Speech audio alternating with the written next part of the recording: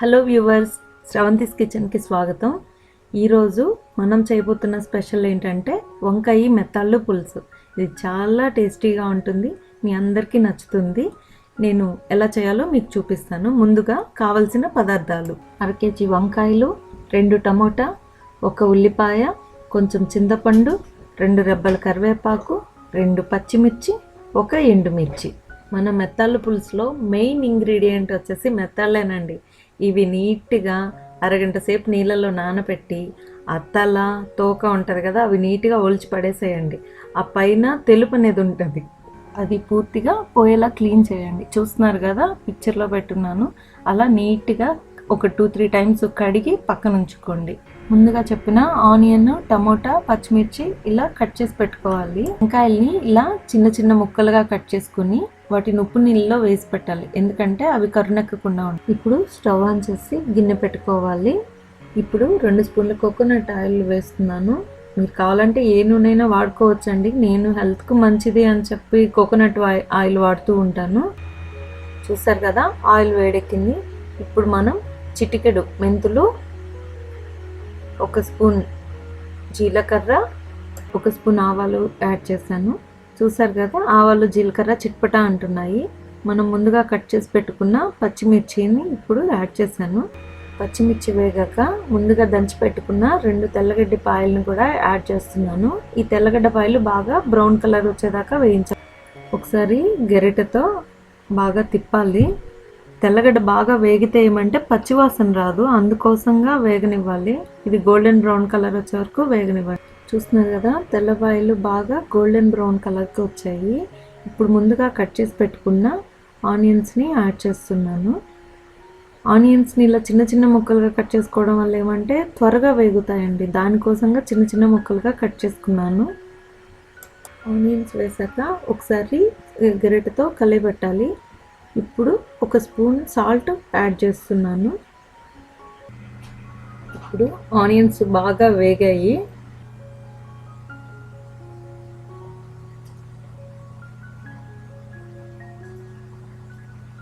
ఇప్పుడు 1/2 tea spoon పసుపు add చేస్తున్నాను. తర్వాత కట్ చేసి పెట్టుకున్న టమోటాలని ఇందులో యాడ్ చేస్తున్నాను.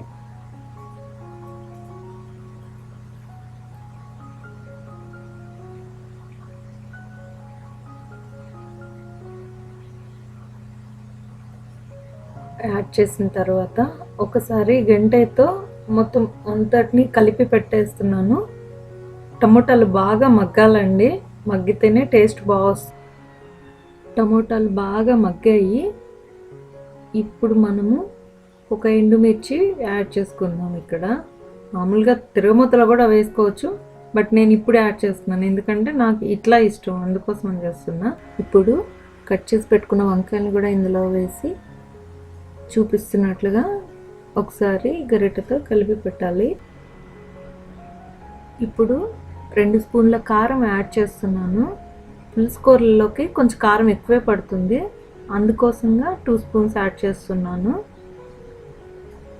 ఇప్పుడు గరిటెతో ఒకసారి బాగా కలిపి పెట్టేస్తున్నాను.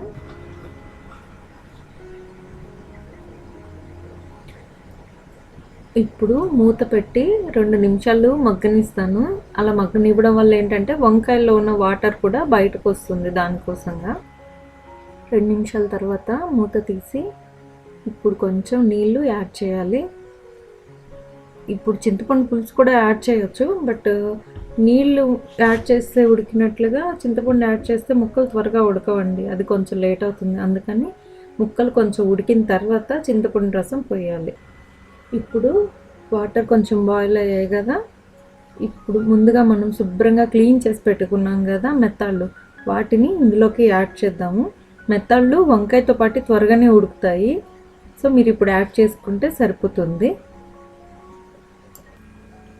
10 మినిట్స్ తర్వాత మూత తీసి చూస్తే ముక్కలు బాగా ఉడుకుతున్నాయి. ఇప్పుడు చింతపండు పులుసు యాడ్ చేస్తాను.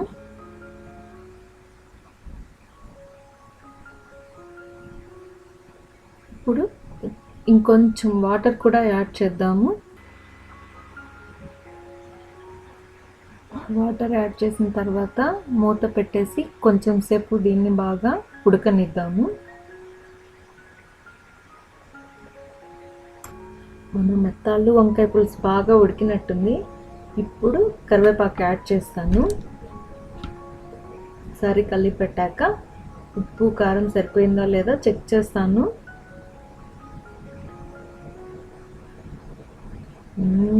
టేస్ట్ సూపర్గా ఉందండి.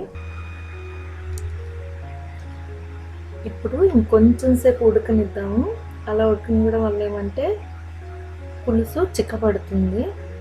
అసలు ఇల్లంతా గుమగుమలాడిపోతుంది వాసనతో. ఇప్పుడు మన కూర చిక్కబడినట్టుంది. ఇప్పుడు సర్వింగ్ బౌల్లో తీసుకుందాం.